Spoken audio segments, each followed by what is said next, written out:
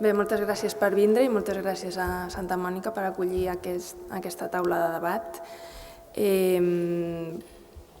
Tenim aquí a 5 socis i sòcies de la PAC en els que volíem discutir una mica no només la necessitat de l'associacionisme, sinó també el moment puntual que viu la plataforma d'artistes visuals, que és un moment en el que estem reflexionant no només sobre la pròpia estructura, sinó el moment de canvi que tenim ara, perquè després de dos anys des de la seva constitució hi ha una renovació de Junta i això planteja una sèrie de reptes i d'objectius nous.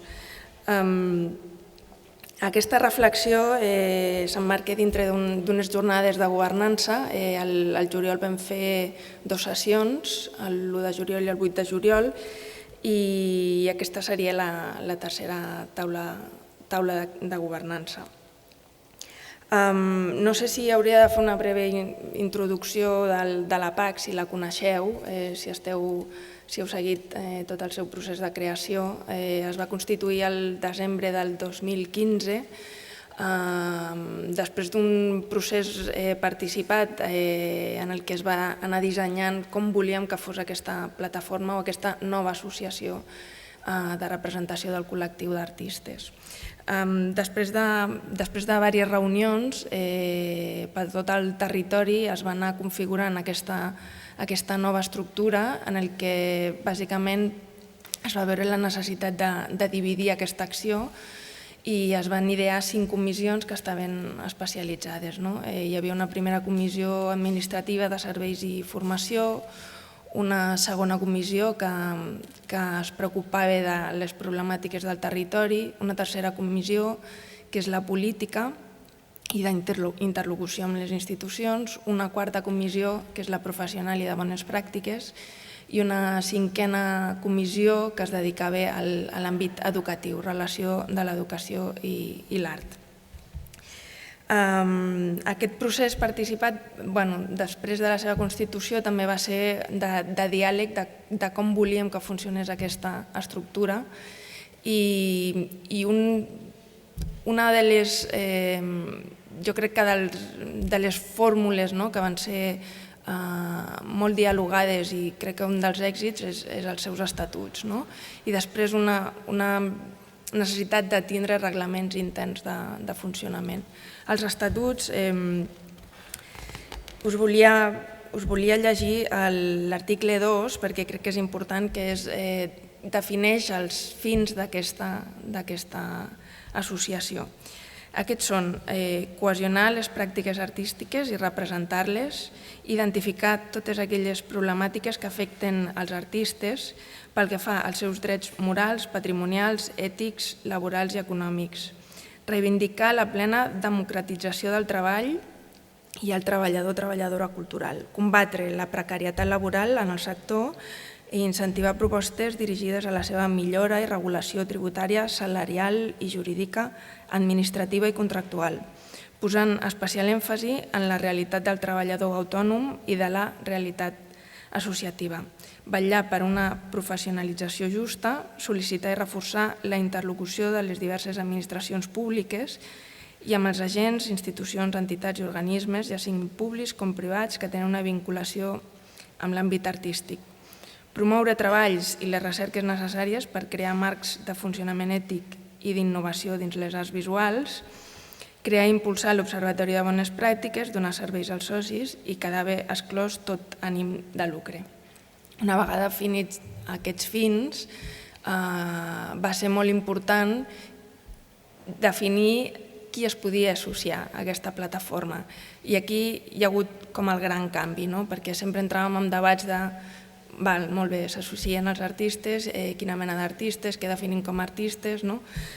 Vam fer un moviment radical i vam decidir que podien formar part d'aquesta plataforma, i això és l'important perquè integren no només artistes, sinó tota la gent, o sigui, poden formar, és l'article 4 dels nostres estatuts, poden formar part de l'associació totes les persones físiques o jurídiques que de manera lliure i voluntària defensin les finalitats estatutàries o que exerceixin qualsevol de les activitats en què es tradueixin les diverses formes d'expressió artística. No només hi havia socis professionals, artistes, sinó que tothom que defensi els fins que he llegit abans podia formar part d'aquesta associació. Per tant, entre els associats i associades tenim artistes, tenim galeristes, tenim gestors culturals, tenim petits col·lectius, tenim escoles i volem anar ampliant. Per tant, en aquest moment de canvi ens enfrontem a una sèrie de reptes i volem entre tots repensar aquests reptes. Per una part és la continuïtat i l'enfortiment d'aquesta estructura. Després de 2 anys de funcionament veiem el que pot arribar a funcionar, el que podem millorar i a partir d'aquí seguir construint aquesta plataforma en la que tots els associats poden participar. Hi ha una voluntat horitzontal i integradora. La renovació dels membres de la Junta, qui s'incorpora a aquesta nova Junta, perquè és una Junta de 25 persones en què cada 2 anys es renova la meitat i es queden a la Junta l'altra meitat. Per tant, hi ha una combinació d'experiència acumulada de 2 anys més gent nova que aporta noves idees i noves energies. I la interlocució política és un altre dels reptes perquè vivim en un moment realment complex i podem dir després d'aquests 2 anys que ha sigut bastant frustrant aquesta interlocució política.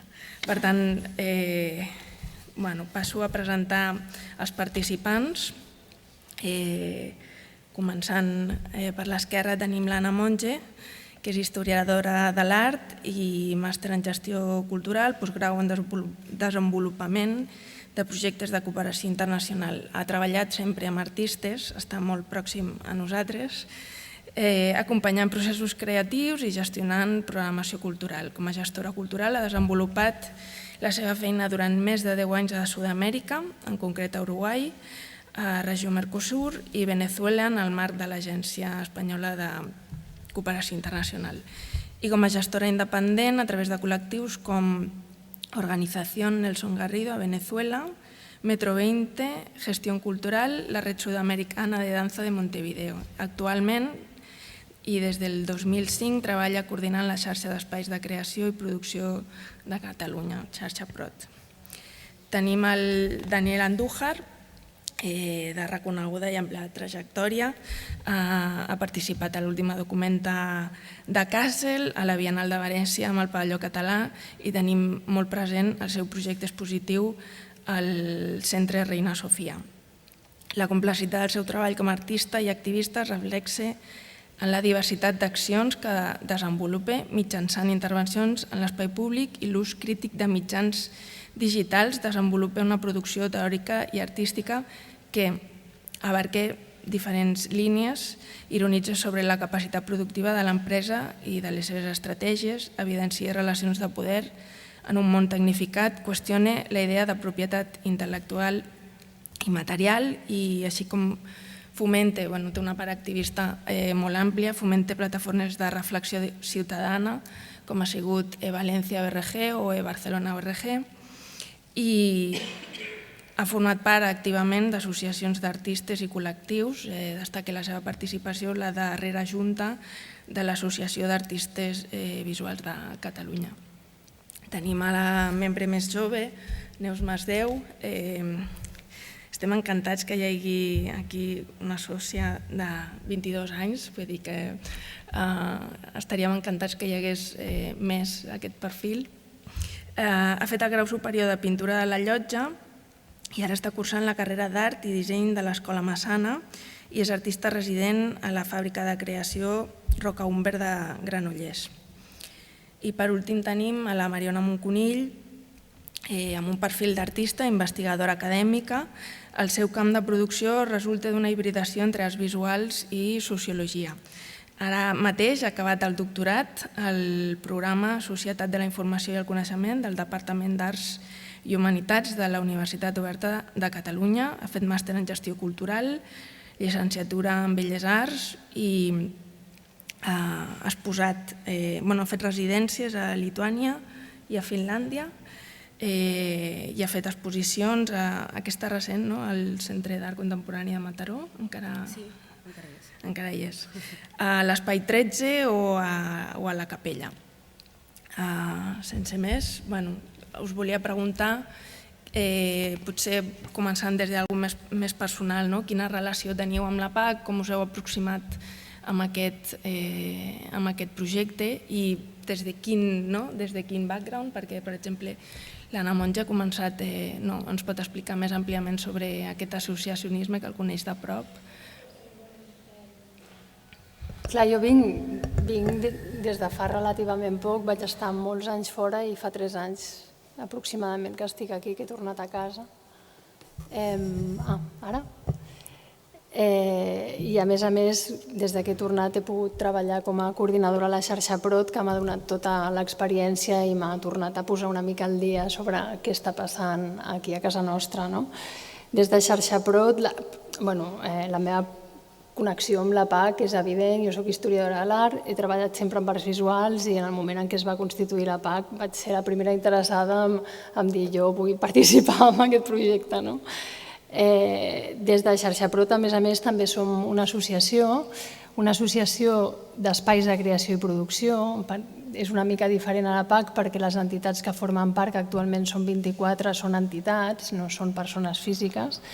I la xarxa PROT neix des de fa molts anys. De fet, els seus orígens són el 2006. És interessant dir que està 3 anys sense tenir una constitució jurídica i és a partir de ja el 2009 que comença a tenir claríssims quins són els objectius i les accions que s'han de prendre i ja pren aquesta forma d'associació. L'objectiu principal és donar veu a les inquietuds i donar respostes a les inquietuds que sorgeixen des dels espais de creació i producció d'aquí de Catalunya.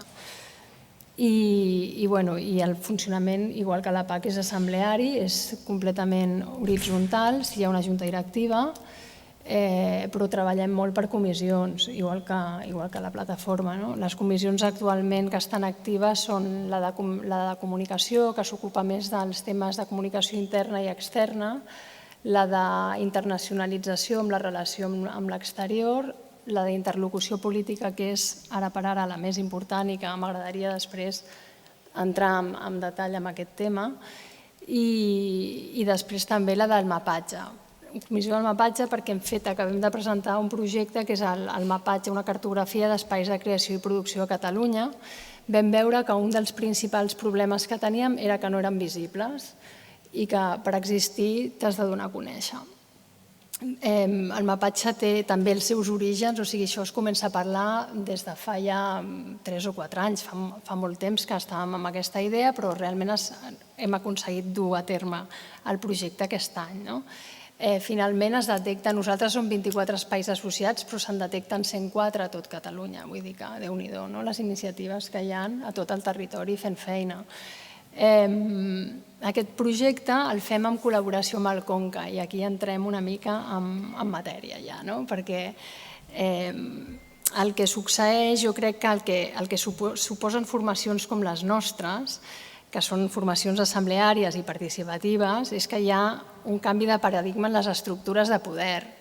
O sigui, entrem a treballar conceptes que els treballem des dels inicis i des de fa dècades en el món de l'activisme i l'associacionisme, com participació, horitzontalitat, mediació, però que aquests conceptes, amb les administracions i institucions públiques que tenen unes estructures més verticals, són diguem-ne que una mica nous perquè recordem que hi ha hagut un bipartidisme des de fa molts anys que es trenca el 2011 amb aquest 15M, amb la configuració de noves estructures polítiques que aconsegueixen entrar en escena parlamentària des de fa relativament poc, un parell d'anys. I arrosseguen tots aquests conceptes que ja portem des de les bases socials treballant des de fa molts anys com horitzonalitat, participació, etc. Què passa? Això des de la institució s'adopta molt bé perquè queda molt bé dir que estem participant del sector, però aquesta posada en escena estem veient que no està funcionant, que no és real.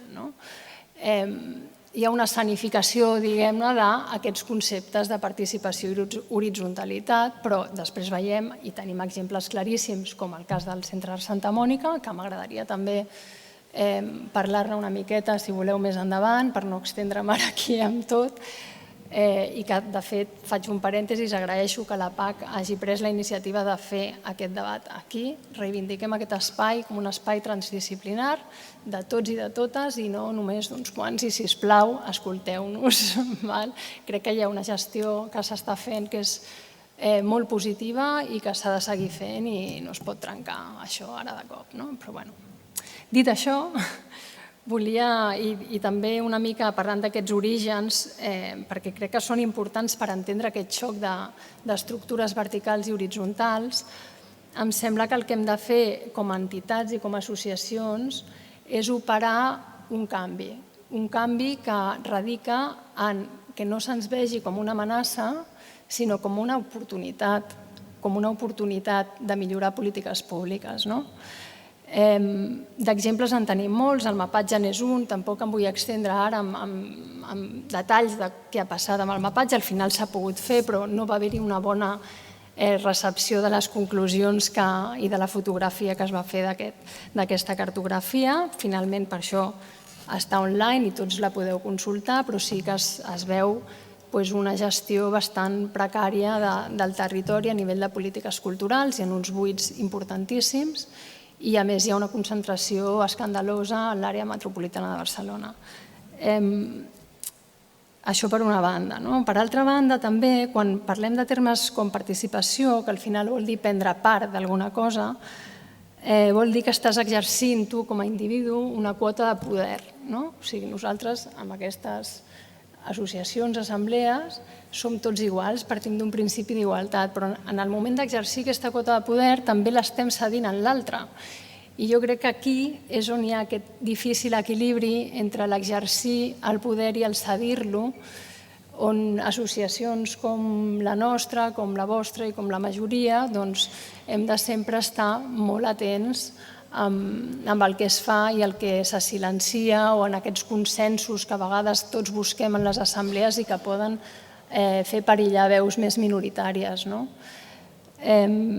Voldria acabar amb una frase de la Judith Butler, si no us fa res, amb aquesta microintervenció que té molt a veure amb això i que està en el seu últim llibre, que és Cuerpos aliados y lucha política, que diu, ho dic en castellà perquè el tinc en castellà, diu, desde el punto de vista ético, tenemos que ser capaces de encontrar y forjar una serie de vínculos y alianzas, de conectar la interdependencia con el principio de igualdad, y habrá que hacerlo de una forma que resulte perturbadora para los propios poderes que distribuyen el reconocimiento de manera diferenciada o que altere su propia intervención.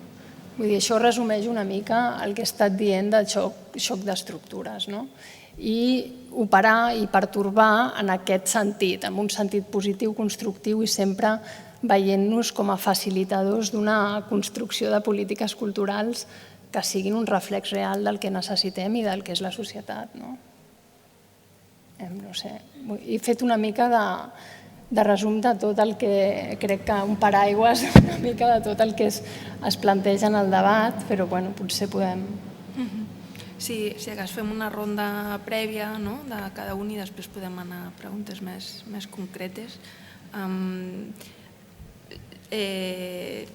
Volia donar la paraula a la Mariona Moncunill, ella ha format part també de la Junta de la PAC i llavors també la coneix més de prop. Hola. Bé, de fet, en el meu cas, la meva relació amb l'associacionisme no és ni de lluny tan proper com el de l'Anna, ni tan actiu. De fet, tinc una relació bastant ambivalent, que és que per un costat, potser a nivell més teòric o més crític i crec a cegues, però després a la pràctica hi tinc molts més problemes, o m'he trobat que és normal, crec, i segurament ens passa a tots. Bé, jo la primera vegada que em vaig associar a alguna cosa, de fet, crec que va ser a l'antiga Associació d'Artistes Visuals i ho vaig fer inicialment com crec que ho fèiem molt, sense saber massa què era, sortint de la Facultat de Belles Arts, més amb una curiositat de començar a formar part de coses, una mica. I, de fet, tots els anys que vaig ser sòcia, fins que es va ja desmantellar fa poquet, i la meva implicació va ser bastant superficial, jo diria. Sí que m'informava, es llegia més o menys els correus que rebia, anava a alguna assemblea, no masses, i tot i així la meva sensació a les assemblees sempre era la de que tenia tan poca informació que no m'enterava de res.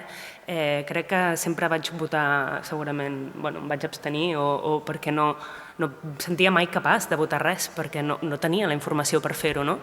Que crec que això, de fet, és un dels grans problemes de la democràcia en general, no? Tots els procediments democràtics, segurament, molts cops, almenys alguns, i sobretot gent molt crítica a vegades, no es veuen capaços de votar res perquè ens falta informació, no?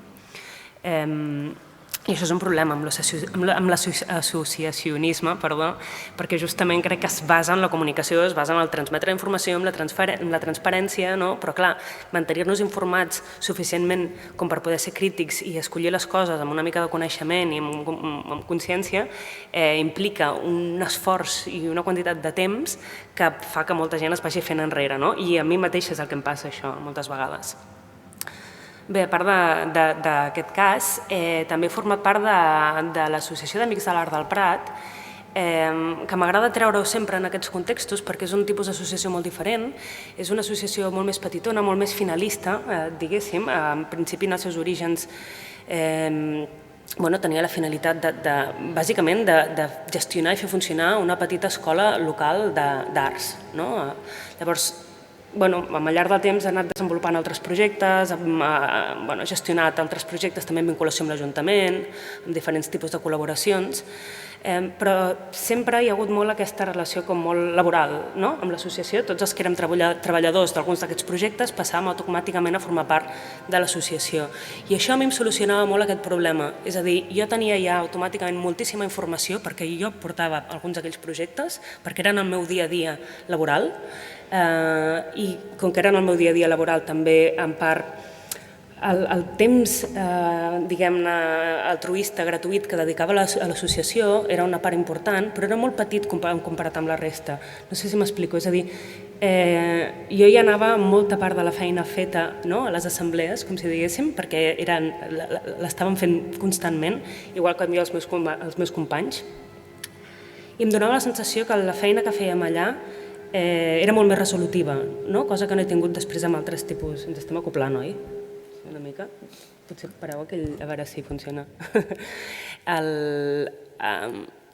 Dic això perquè a vegades penso molt en formats d'associacions que potser a vegades a mi potser m'ha semblat que funciona més perquè són més petites i al ser més petites haver-hi molta menys gent, això també és important. Una de les coses que crec que són molt complicades és comunicar-nos entre molts. No només per aquesta necessitat de transparència, sinó que molts cops quan poques persones, grupets de 5 persones, ens entenem fàcilment. Jo crec que encara que tinguem posicions polítiques molt diferenciades. Quan som més de 5, per mi es complica moltíssim, això. I en aquest cas això es veia, aquella associació era prou petita i prou manejable com perquè jo sentís que realment podia fer-hi alguna cosa. Bé, això ja m'ha quedat una mica a la distància, tot i que suposadament encara segueixo sent sòcia, però ja no hi treballo, és a dir, ara soc una sòcia més distant. I finalment, doncs això, quan la PAC començava a engegar, sí que hi ha una altra cosa important, de l'AVC, vaig acabar implicant-me en la fase final a través del patronat de l'associació, és a dir, el patronat de la Fundació, que ve ser gairebé de forma molt directa el patronat d'Engar. Va ser l'època més difícil justament perquè començava a haver-hi el desmantellament de l'associació, hi havia l'època de crisi i a mi una mica se'm va interpel·lar de forma directa de necessitem un patronat d'emergència per intentar que la sacsejada sigui lleu, s'han de fer coses molt ràpides, decisions ràpides i s'ha de... En aquest cas, amb la interpel·lació directa vaig dir que sí, perquè molts cops quan t'ho pregunten cara a cara realment no faràs res, pel sector no pots dir que no, això a vegades hem de posar també la gent entre l'espasa i la paret perquè alguns lamentablement funcionem així. I vaig estar els 3 anys del patronat allà. Allà També, tot i ser un grup molt més petit, és a dir, perquè en principi funcionàvem només en el dia a dia amb el patronat, també em tornava a passar aquesta preocupació per la falta d'informació. Havíem de prendre decisions que eren molt importants, per mi eren molt importants almenys, i a mi em faltava informació constantment, per molt que no era culpa de ningú de forma directa, no és que ningú l'amagués, però, per exemple, se suposa que el patronat havia de controlar molt la direcció d'Engar, però al final quasi tota la nostra informació depenia de la direcció.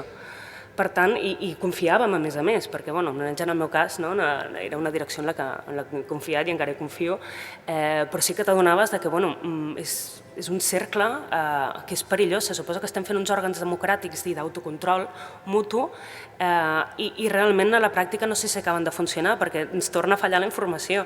I jo, cap membre del patronat podia dedicar prou de temps com per entendre l'estructura d'Engar i el funcionament d'Engar amb la profunditat que s'havia d'entendre com per prendre les decisions que havíem de prendre. I això jo crec que acostuma a ser així amb tots els patronats que he conegut i clar, em falla com algo molt bàsic dels òrgans associatius i democràtics. Bé, en fi, després, sortint del patronat, tot just em vaig ja liar una mica amb la PAC, també per una altra interpel·lació directa. En aquest cas va ser la Mireia Sallarès que em va agafar per banda i em va dir Mariona, sisplau, vine. I evidentment li vaig acabar dient que sí. Potser si no ho hagués fet no m'hi hauria posat de forma tan directa, m'hauria fet sòcia segur, però potser no m'hauria proposat com a membre de la Junta. I bé, amb ella i amb altra gent vaig formar part de la Comissió de Bones Pràctiques i Treball Professional i vaig estar treballant-hi només un any, després ho vaig deixar però he sigut sent sòcia, evidentment. Un altre cop, els meus motius per deixar-ho, entre altres coses, tornava a tenir molt a veure amb aquestes dificultats que permet el funcionament assembleari, fins i tot el funcionament de la Junta, fins i tot formant part de la Junta i treballant molt, perquè considero que hi vaig dedicar realment moltíssimes hores. A vegades tenia la sensació que havia de decidir coses de les que no tenia prou informació i era membre de la Junta. Clar, no em puc imaginar la gent que venia a les assemblees com podien votar alguna cosa que ni tan sols jo estava entenent i jo se suposava que era del petit grup que ho estava proposant. Bé, i això, insisteixo, és com el meu problema principal i crec que és, de fet, que és greu per mi i no sé com és solucionable. I no sé, potser ho deixo aquí de moment. Ara li volia donar la paraula a la Neus Masdeu perquè donés també la seva perspectiva des de la seva experiència de l'associacionisme i com ho veu ella i la seva generació.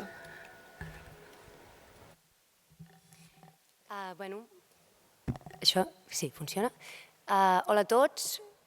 Primer volia agrair a la plataforma per haver-me convidat i dir que és un plaer compartir la taula amb vosaltres i també que estic molt contenta que siguem majoria de dones en aquesta taula. I bé, segur que aprendré moltes coses de vosaltres avui. I res, que volia dir que crec que sóc aquí no per la meva breu carrera artística ni pels meus coneixements, sinó perquè sóc la sòcia més jove de la PAC. I avui tinc la sensació que, més que representar-me a mi mateixa, sento que represento els artistes de la meva edat que estan estudiant, que ja han acabat o que estan començant a treure el cap en el món de l'art. No se'm sent? Ara sí. I llavors, responent a la teva pregunta, jo personalment vaig decidir fer-me sòcia de la PAC perquè penso que aquesta plataforma et dona uns coneixements i unes experiències que no s'aprenen a l'escola. I crec que la posició de l'artista estudiant o emergent és especialment vulnerable de les males pràctiques. És molt fàcil que s'aprofitin de nosaltres perquè som encara una mica innocents i no tenim la motxilla de l'experiència com teniu vosaltres els grans, no? I llavors és fàcil que caiguem en algun parany, com les feines no remunerades, les pràctiques d'empresa abusives, empreses de treball temporal o les subcontractacions. Per això penso que és molt útil poder fer i fer servir les eines que et dona la plataforma per tenir uns coneixements i lluitar perquè això no passi, com la professionalització dels artistes, les seves relacions amb les institucions o l'Observatori de Bones Pràctiques. També em sembla molt clar la creació d'aquestes estructures amb la posició assembleària de la PAC, on totes les veus de totes les edats, disciplines, tenen cabuda horitzontalment, encara que a vegades aquests mètodes siguin una mica complicats, no? I bé, avui que tinc l'oportunitat d'expressar les meves inquietuds i les meves raons, M'agradaria també exposar les raons i les inquietuds dels meus companys i llavors, d'aquesta manera, fer aquesta participació deixi de ser personal i sigui una mica més col·lectiva. Ja que penso que una jornada com aquesta, el posicionament i les preocupacions dels més joves és clau. Així que m'he dedicat a preguntar als meus companys què en pensen de la situació laboral, algun desig pel futur o què en pensen d'aquesta plataforma d'artistes que lluiten pels seus drets i per la cultura. En llegiré unes quantes. Mireia Pons Fort, 20 anys, UB de Belles Arts. La situació laboral actual la veig bastant fotuda. La majoria dels meus amics, jo inclosa, estem fent pràctiques sense cobrar o cobrant alguna cosa simbòlica.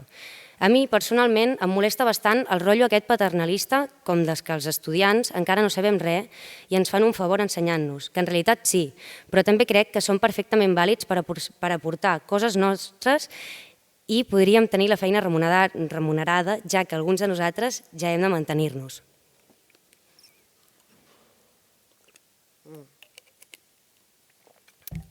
Mateo Fernández Luit, 34 anys, aquest ja és una mica més gran, ha estudiat a l'ESCAC. Avui en dia és pràcticament una quimera portar a terme la professió d'artista o creatiu, en el meu cas, que sóc realitzador audiovisual. Encara no s'ha sapigut aprofitar bé la condició i el valor cultural que porten els artistes a la societat. Duna Vallès, 23 anys, Escola Massana. La situació laboral pels artistes està xunga i més pels joves, i més a Barcelona, que representa que és on es cou més moguda.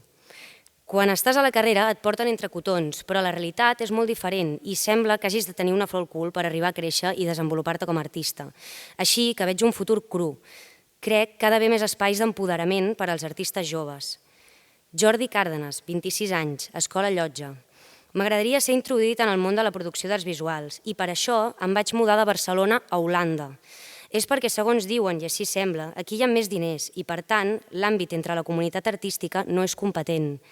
Per mi, l'art no és una forma de practicar la competitivitat ni l'exclusivitat i és una llàstima que aquests siguin els efectes de la manca de recerca del suport cap a nosaltres. I per això penso que és imprescindible una plataforma com aquesta a Catalunya. Clara Gasull Quer, 24 anys, UB de Belles Arts.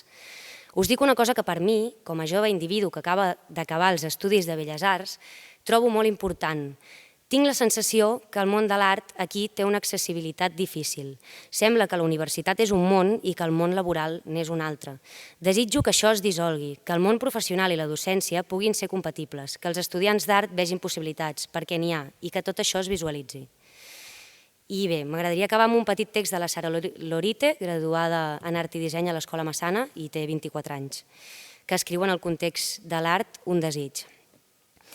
La ciència explica, millor que jo, que quan una estrella mor, nosaltres la continuem veient durant un període determinat.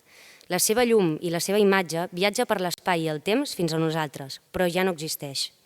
Podríem entendre això com una bonica al·legoria al record. En aquesta societat encara veiem llum en aquelles coses que fa anys que ja estan mortes i fetes d'una matèria obscura desconeguda. Qüestionem-nos una altra vegada l'obvietat per generar una nova resposta al nostre context. Repensem el temps, l'espai i les paraules. Desinventem-nos per tornar a inventar, escoltem, observem, estimem i entenguem la puresa de les coses per algun dia explorar i ser memòria. Bé, moltes gràcies per escoltar-nos a totes. Gràcies, Neus. És interessant veure aquestes visions des del principi. A un altre punt de la carrera tenim el Daniel, que acumula una experiència dilatada amb el tema de l'associacionisme i ens pot explicar més detalladament. Buenas noches. No sé si puedo explicar exactamente, literalmente, o dar evidentemente alguna solución, porque este tipo de cuestiones y anhelos son precisamente los que recorren transversalmente el contexto en el que se desarrolla la práctica artística, y seguramente yo creo que el asociacionismo viene de base en algo que precisamente nos preocupa como colectivo absolutamente heterogéneo, pero también en busca de unas respuestas que de algunas tienen que ver con las políticas culturales, pero también que tienen que ver más con unas cuestiones que son más puramente gremiales, ¿no?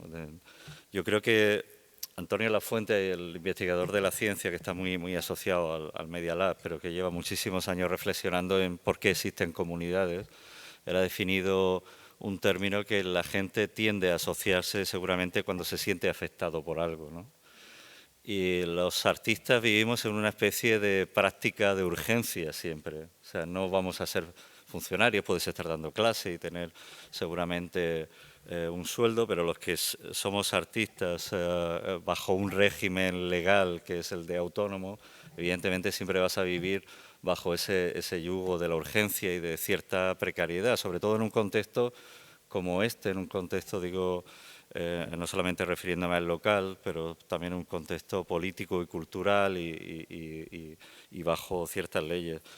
Yo, en realidad, pertenecí porque ya no existe, a la Asociación de Artistas Visuales no solamente cuando me trasladé a trabajar a Barcelona, yo viví 20 años en Valencia y luego llevo aquí como 12 o 14 años. De hecho, ya era miembro de la asociación desde que vivía en Valencia, porque sabéis que en Valencia también hubo un movimiento tumultuario dentro del asociacionismo y hubo unos años que colapsó la asociación, luego volvió a resurgir como ha pasado aquí, ¿no? Esto pasó hace unos años. Pero es verdad que uno asume a veces con vocación de servicio público, es verdad que a veces, antes os estaba oyendo cómo hablábamos lo que supone, tú te referías sobre todo lo que supone participar dentro de las ejecutivas o dentro de los órganos de gobierno del asociacionismo, y es verdad que es un sacrificio personal y que uno tiene que asumir como parte de un sacrificio, de asumirlo como un servicio público. Es verdad que expones tu patrimonio, echas muchas horas, te llega a costar incluso dinero, pero lo asumes que precisamente trabajas en favor del colectivo, porque seguramente no hay otra forma de que la voz de ese colectivo esté representado. Y es verdad que durante un tiempo ese colectivo ha tenido una interlocución, sobre todo política, muy válida en el contexto catalán y también en el contexto del Estado. Yo creo que los artistas todavía en ciertos ámbitos se sigue teniendo esa voz, y que aparte es una voz que, aunque parezca mentira, es demandada muchísimas veces por los organismos políticos o por las propias estructuras del Estado, porque hay ciertas voces que nunca llevan. O sea, yo no conozco ningún partido, ni de la vieja política ni de la nueva política, que lleve un programa político en el que incluya las demandas del colectivo de artistas que se suceden, yo creo que desde el momento de la transición.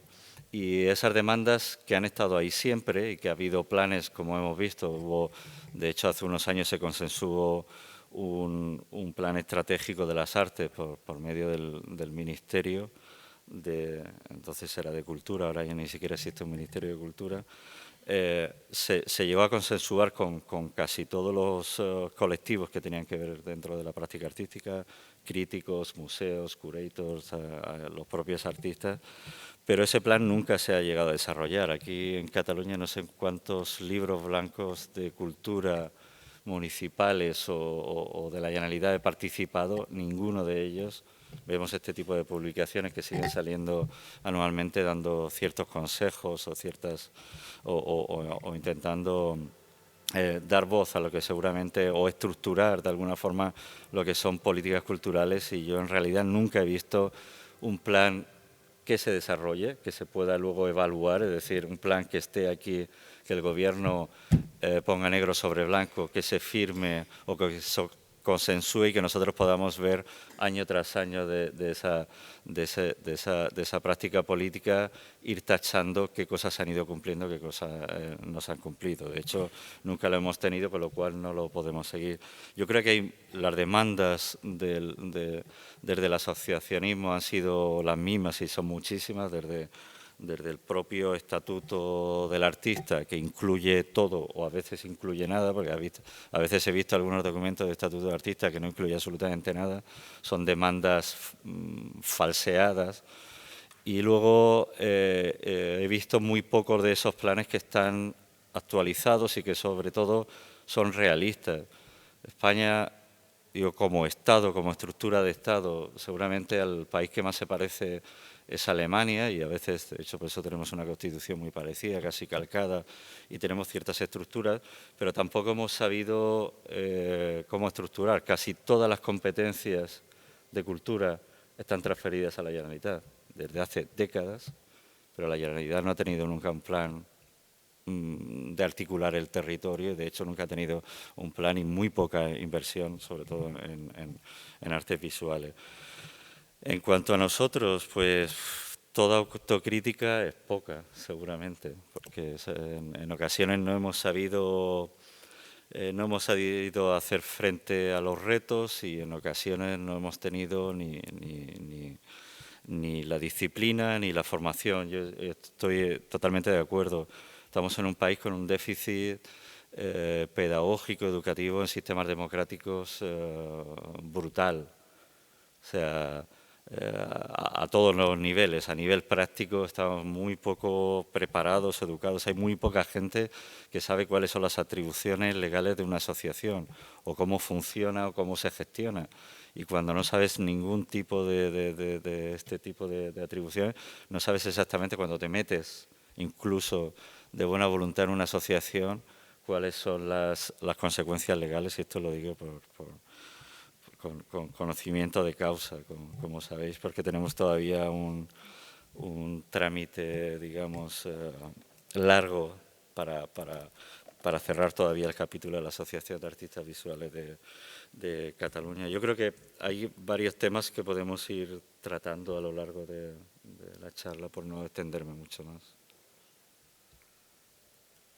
Sí, de fet ja han sortit diversos temes, no? I un d'aquests és la dedicació, no? De la persona associada. Com conciliem aquest tema de la necessària implicació, perquè òbviament el tema de la precarietat, de la manca d'oportunitats,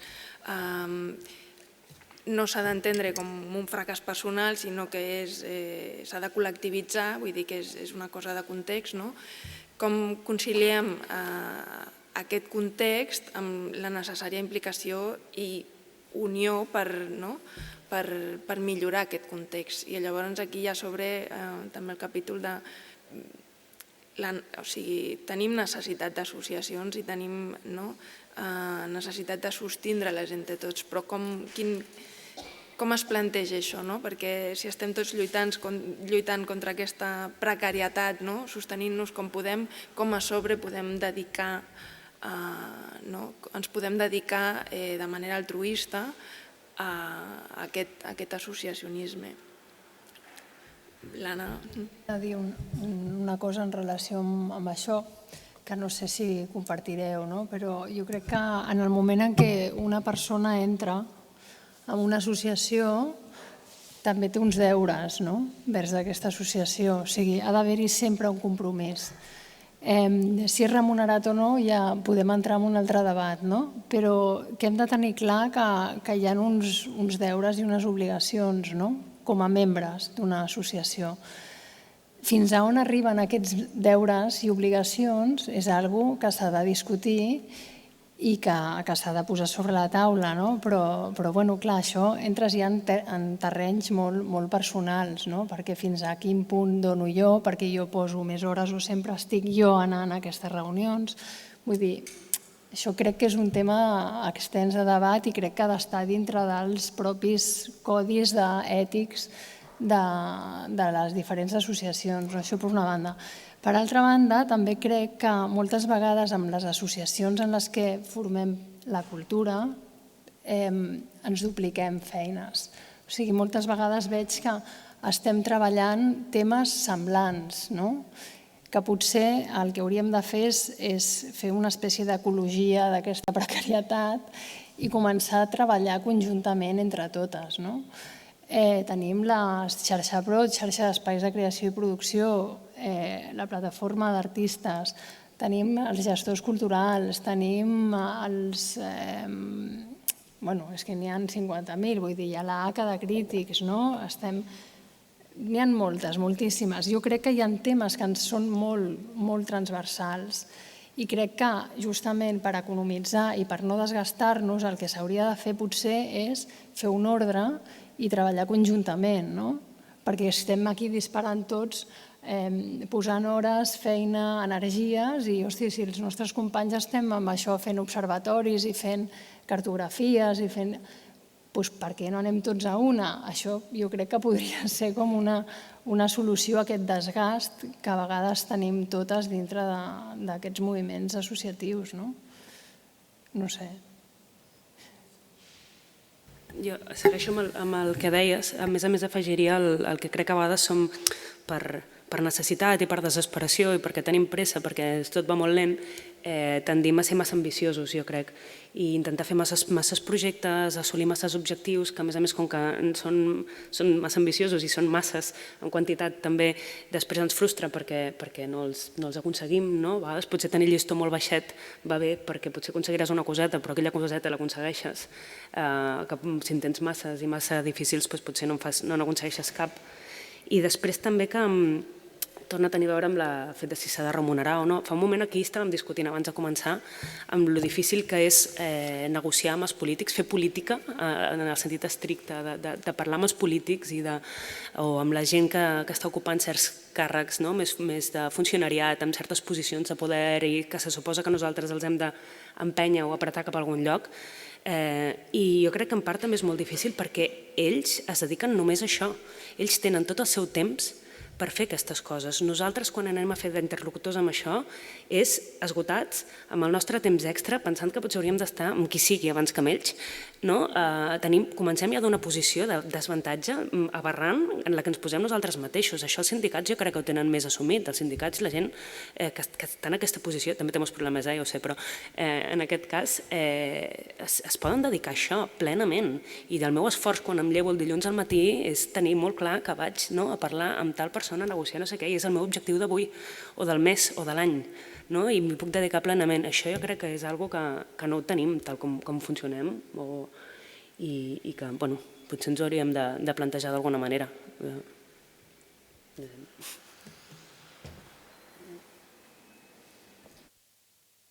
Perdona, jo sempre he pensat que ens haurien de pagar per fer aquestes assessories i per reunir-nos, però també aquí entren amb els nostres deures, o sigui, això pot generar també un conflicte amb els nostres deures com a entitats o com a persones que formem part d'una associació. Crec que sí, o sigui, que realment, com a mínim, que ens facin cas. Vull dir, perquè ja perdem prou hores fent taules de treball per plans integrals que després queden amb aire, després també perdem prou hores per lluitar perquè realment sigui una cultura participada i veiem que després ja tot està dat i beneït, vull dir, tenim exemples, 50.000 exemples. Jo crec que el que hem de fer també és operar aquest canvi, com he dit abans, o sigui, nosaltres, és que a veure, no som dos parts, no ha d'haver-hi dos bàndols aquí, o sigui, estem tots fent la mateixa feina, no? Per tant, com a institució pública, que ets el meu mirall i, per tant, estàs treballant per mi, tens l'obligació no només d'escoltar-me, sinó de fer el que et dic. O sigui, és que això és el que a vegades, i crec que per això al principi, quan estava parlant dels conceptes de governança, de participació, d'horitzontalitat, de mediació, em remetia a aquest bipartidisme inicial, perquè crec que té una base molt teòrica tot això. O sigui, realment, en l'esfera política, com deia, són conceptes que nosaltres com a associacionismes, que venim del món de l'activisme, tenim molt digerits, perquè els hem treballat sempre, però en l'esfera política són conceptes que no s'han treballat mai, o sigui, que s'han treballat, s'han intentat treballar des de fa relativament molt poc. I també entenc que això també costi de l'altra banda, entens? O sigui, no estic fent aquí no els estic excusant, però entenc que són uns grans elefants que no acaben d'entendre com articular aquestes demandes. El que sí que em sembla que nosaltres hem de ser conseqüents i si hem perdut tantes hores per fer plans integrals, exigir que es duguin a terme, perquè si no, també som responsables d'això, vull dir, també som nosaltres responsables d'aquesta situació. No sé, després el tema aquest dels plans integrals, els models de ciutat, models de cultura, hi ha una frase que em sembla boníssima de la Marina Garcés que diu el consens és la censura quan tot es pot dir. Vull dir, compte amb els consensos, amb els grans consensos, perquè a vegades actuen com a formes de censura d'aquestes veus més minoritàries. I amb això també dintre del món assembleari també ho hem de tenir sempre molt present. Vull dir, amb les assemblees que busquem aquests consensos generals, a vegades són perillosos, i crec que el treball aquí, i aquí entro ja en gestió ja més interna, però el treball per comissions també és molt important per donar veu a aquestes potser iniciatives que dissenteixen de la majoria. No sé. No sé, porque nosotros somos un colectivo bastante singular en ese sentido, ¿no? Y yo creo que no hay un modelo realmente de forma de gobierno de la asociación. De hecho, el colapso del movimiento asociativo, lo que era la Asociación de Artistas Visuales, ha dado a replantear otra vez el modelo, ¿no? Y seguramente estaremos siempre en su búsqueda, pero en la base de lo que estamos reclamando, en la base de si se cobra o no se cobra y tal, está la base de cambiar absolutamente lo que entendemos de esas estructuras de políticas culturales. Y eso no depende de nosotros mismos. Eso depende, hay liberados sindicales porque hay una lucha de los trabajadores histórica y se consigue unas leyes para que se cambie esto. Y todas las empresas están obligadas a liberar esos sindicatos. Cambiar la estructura como funciona a otros niveles, evidentemente hay asociaciones que yo he visto en otros países que no viven. En España es que tenemos como cierto complejo a vivir cuando decimos que vivimos o que la asociación recibe subvenciones o que otros colectivos reciben subvenciones. Yo no conozco ningún colectivo de este país que no reciba subvenciones. O sea, desde la colza está subvencionada o la oliva hasta absolutamente todo de lo que entendemos de las estructuras económicas del Estado, hasta el turismo, que está subvencionado de alguna forma, porque de alguna forma creamos las estructuras para que sea posible ese tipo de negocio económico. Entonces, yo creo que esto partiría de una reclamación de base desde el principio, para eso se supone que estaban esos planes estratégicos, no esto, sino nuestras demandas para cambiar esas estructuras. O sea, cómo de alguna forma, que es al final de qué vivimos los artistas y cómo se reparte el dinero que va a la cultura. Esta es la base de la organización política de un Estado desde siempre. Que desde, no sé, que iba a hacer como una crítica solapada, pero a veces se nos da consejos sobre el consenso y tal. Si tú estás trabajando como funcionario, me imagino que muchos de los de aquí que tienen un sueldo, pues evidentemente no es lo mismo que cuando estás trabajando en la asociación en tus horas libres, que un artista de base que es autónomo, que no tiene más sueldo que el que obtiene a partir... O sea, que dentro de nuestro propio colectivo es muy, muy transversal. Hay artistas que le va muy bien, hay artistas que le va peor, hay artistas que le va muy mal. Hay artistas que tienen otras actividades económicas y pueden desarrollar otro tipo de trabajo. ¿Cómo encontrar todo un consenso? Si queremos realmente profesionalizar en la asociación, ese grupo gremial, pues tenemos que cambiar absolutamente todas las estructuras y tenemos que demandar o demandar parte de ese pastel de dinero público precisamente y dedicarlo al movimiento asociativo o a dedicarlo a generar esas demandas y esas estructuras que evidentemente cumplen una función social y una función de servicio público. Hay en países que están legislados y se entiende perfectamente y en otros que no. Y eso es lo que tiene que estar dentro de esos estatutos de artistas, en esos planes estratégicos. Nosotros ahora de momento se han dado cuenta que un artista llevamos demandándolo desde hace décadas y décadas. De que un artista cuando se jubila y trabajaba como profesor o tenía otro trabajo y obtiene una jubilación de esto, de momento no podía pasar a vender obra, porque era incompatible su sueldo de jubilado con otra actividad profesional que estaba desarrollando. Pues esto lo han vivido los colegas nuestros toda la vida. Y por eso precisamente también es muy interesante que el movimiento sea absolutamente transversal también, o sea, que incluya desde que un artista está estudiando hasta que acaba absolutamente su carrera, y que incluya a ese artista que ha tenido éxito desarrollando su práctica artística hasta el que no lo tiene. Y eso es lo que es un colectivo gremial asociativo. Pero insisto que las estructuras sobre profesionalización y sobre todo las estructuras de gestión en parte dependen de eso, dependen de cambiar mucho las leyes y de cambiar mucho las estructuras. Todo el mundo entiende que tengamos un museo para hacer tal, pero muy poca gente entiende que haya que invertir en producción para llenar de contenidos ese museo y en patrimonialización para que esa institución genere un patrimonio no para ese momento que se está desarrollando la actividad cultural, sino para el futuro.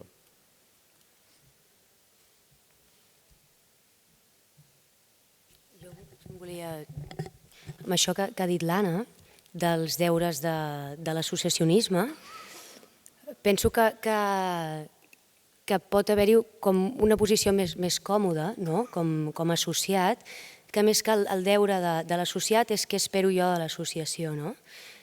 Com més enfocat a puc pagar una quota anual, no? Donar suport en aquesta plataforma i que aquesta plataforma lluiti per uns temes en concret o doni suport a altres coses. I llavors penso que hi ha aquestes dues actituds, la còmoda i l'activa. Llavors no sé què s'hauria de fer per empoderar més els socis i que volguessin formar part d'aquesta construcció més interna i no tan externa de la plataforma. Jo crec que això és el que ens passa a tots, però bàsicament és que per això entrava en el terreny també personal, perquè és que també és tot tan personal que a vegades depèn de com és un, no? Però jo sempre penso que, almenys jo amb les associacions que jo he format, que he pres part d'aquestes associacions, jo ho veig com una... Per mi no és només què m'ofereix l'associació, sinó que m'ofereix la possibilitat d'incidir en un canvi de polítiques públiques, per exemple. Això per mi és a nivell personal el que em tira a formar part d'associacions, no?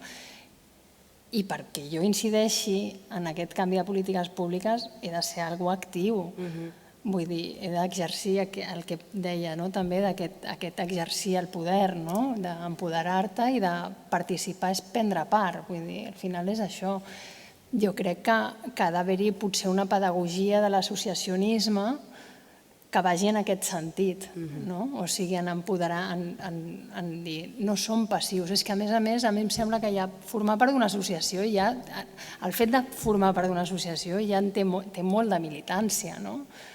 Per tant, em sorprèn veure gent passiva formant part d'associacions. O sigui, és com una cosa que jo crec que la pròpia estructura de l'associació hauria de vetllar perquè hi hagi una comunicació diferent, potser, del que s'està fent, no? I del que representa ser membre o persona activa d'aquesta associació. Potser també hi ha una crítica interna a fer de dir com estem comunicant-nos, com estem transmetent el missatge als nostres associats. Penso que també aquí hi ha feina. No és només la persona, és també l'associació que rep aquesta persona. Potser té a veure això, aquest sentiment actiu de formar part d'una associació també es reflexa en l'estructura a d'altres nivells, connectant amb el que ha dit el Daniel, que aquesta mateixa estructura associativa també tingui poder d'incidència sobre la realitat. I és el que d'alguna manera s'ha entrevist en les vostres intervencions i personalment, estant a la comissió política de la Junta, és aquest sentiment de frustració de que tu realment prens aquesta part activa però veus que no té incidència, que hi ha interlocució, o sigui, que hi ha una intenció d'escoltar aquestes associacions professionals però que després no es tradueix. No sé si també veieu què podríem fer en aquest sentit? Sí o no, o ja són batalles perdudes? Home,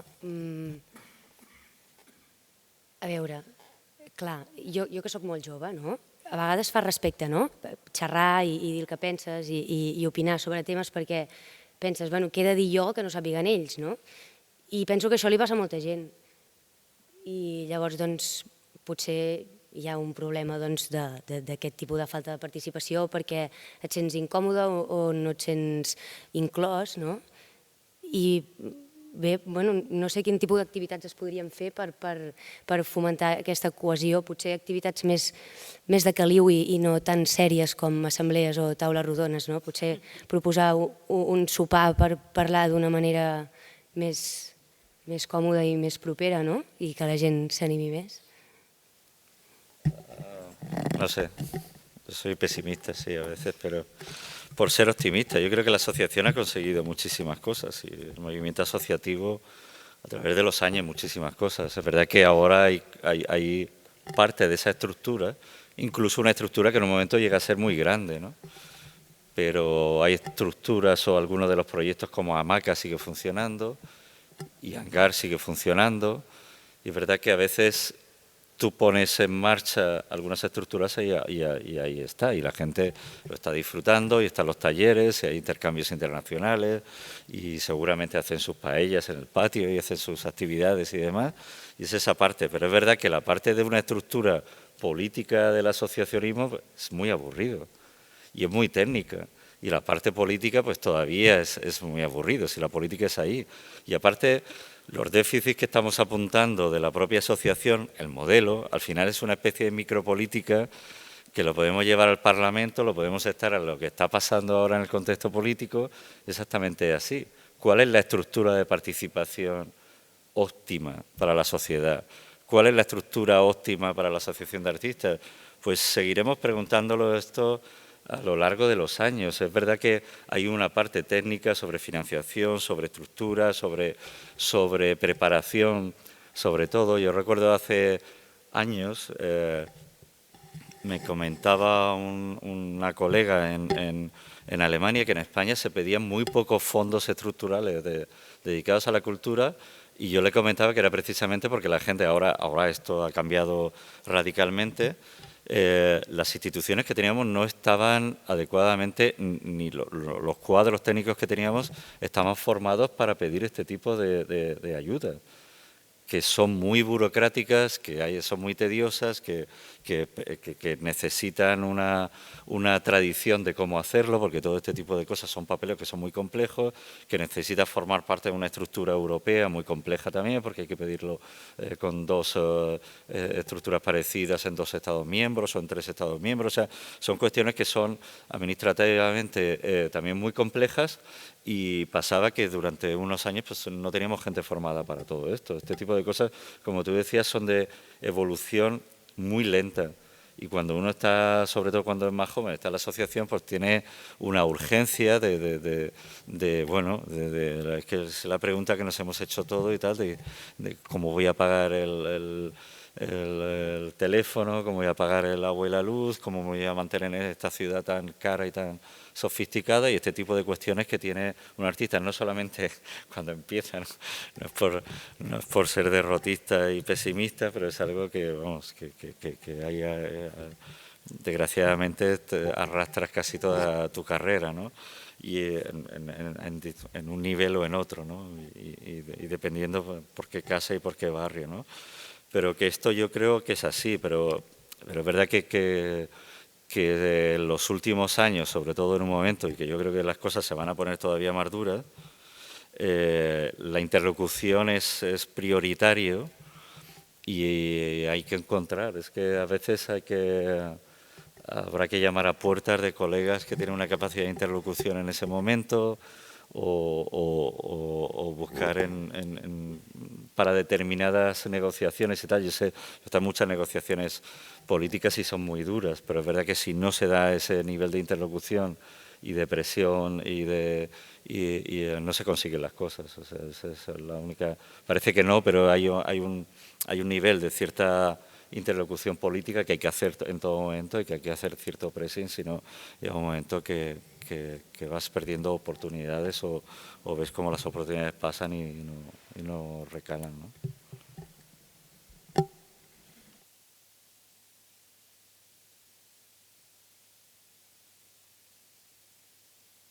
Yo quería decir que soy un optimista, pero que en la fase 1 la hemos conseguido, que es que nos abran la puerta. O sea, yo al menos... No, pero es que a veces no es tan difícil, ¿eh? Ay, no es tan fácil, ¿no? Digo, yo creo que al menos nos llaman, digo, eso faltaría, ¿no? Pero estamos ahí, o sea, nos tienen en cuenta. Para legitimarse, vale, tenemos que llegar al nivel 2 del juego, que es que nos hagan caso. Pero bueno, hemos conseguido, yo creo que la PAC ha trabajado muy bien en este sentido, ¿no? O sea, me parece que se han logrado cosas importantes en muy poco tiempo. Digo, habéis estado en el CONCA, ¿no? Bueno, con estas entidades que también son, bueno, merecen un debate también aparte, ¿no? Pero, digo, trabajando con mesas de trabajo, con planes integrales, me parece que ahí, o sea, la interlocución está. El tema es cómo se lleva a la práctica, cómo deja de ser una puesta en escena para ser un hecho empírico, ¿no? O sea, irreal.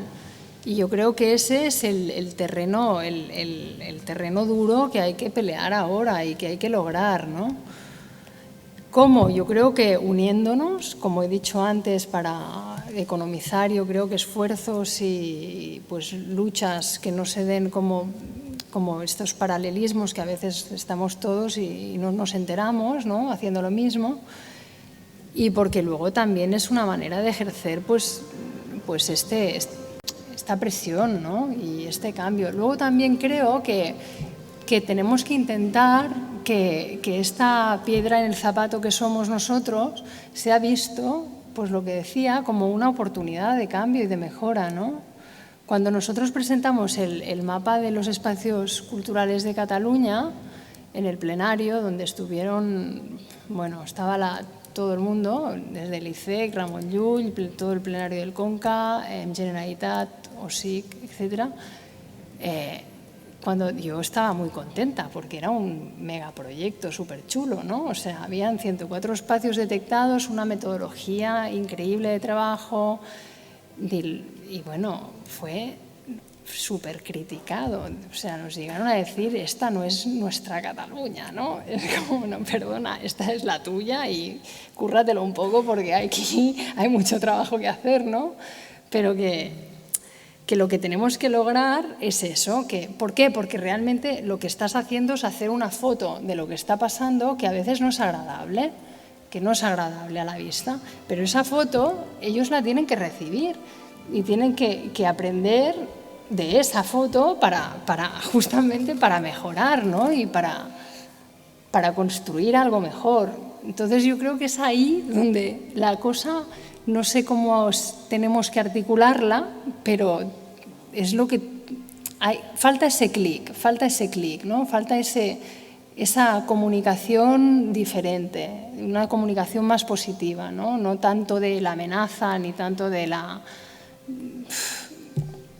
Pero bueno, no sé, ahora por ser un poco combativo, que en un gobierno de la Generalitat lleva 40 años que no se han creído, 40 años, que tiene todas las transferencias del Estado en materia de cultura y no ha invertido en artes visuales nunca, porque hay que entender que aquí la estructura de políticas culturales, en la época de Pujol, la llevaba casi la mano de la Caixa, que era la que tenía centros abiertos en toda Cataluña, en Vic, en Olot, en Girona, en Lleida.